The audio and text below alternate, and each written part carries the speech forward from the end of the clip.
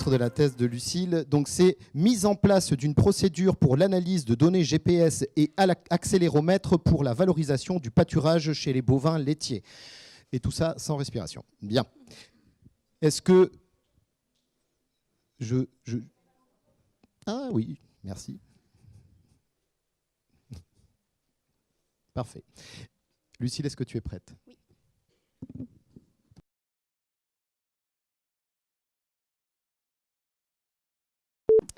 Ok, bon, pour les prochaines 180 secondes, je vais vous demander de devenir éleveur de vaches laitières.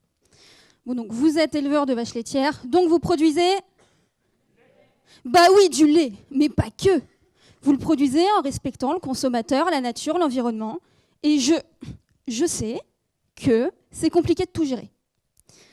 Ce que j'ai envie de vous répondre, c'est de faire pâturer les vaches.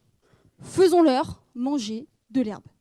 Ça vous coûtera moins cher, ça fera super plaisir aux consommateurs, la nature vous dira merci. Bénéfique et ultra simple. Bah oui, les vaches, elles sont dehors, terminées, fin de l'affaire. Je vous sens pas super convaincu quand même. Puis vous avez raison, parce qu'il y a 2 grands challenges.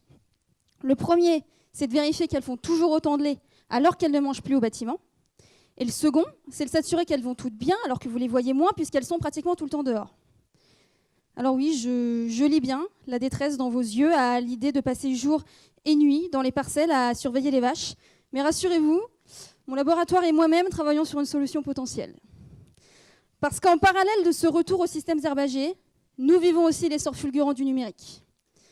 Vous savez, là, les smartphones, les capteurs embarqués dans nos smartphones, et qui viennent même avec nous les dimanches au cours de nos jogging, pour nous dire que ce matin, après 8 mois de persévérance, associés à 3 tendinites, mais aussi 2 chèques fidélité de chez Decathlon, nous avons fini par atteindre les 6 km/h.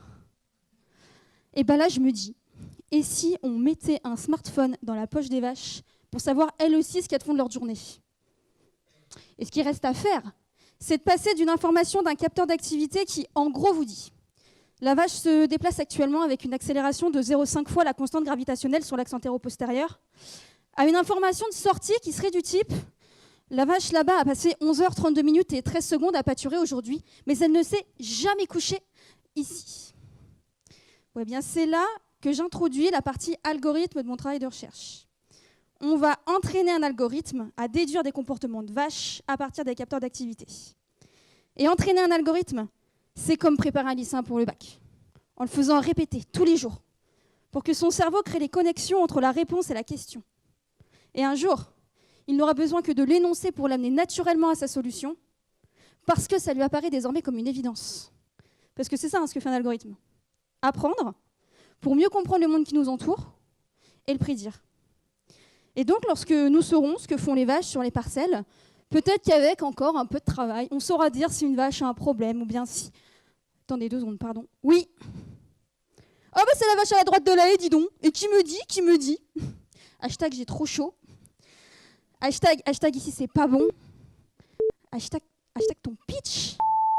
C'est fini.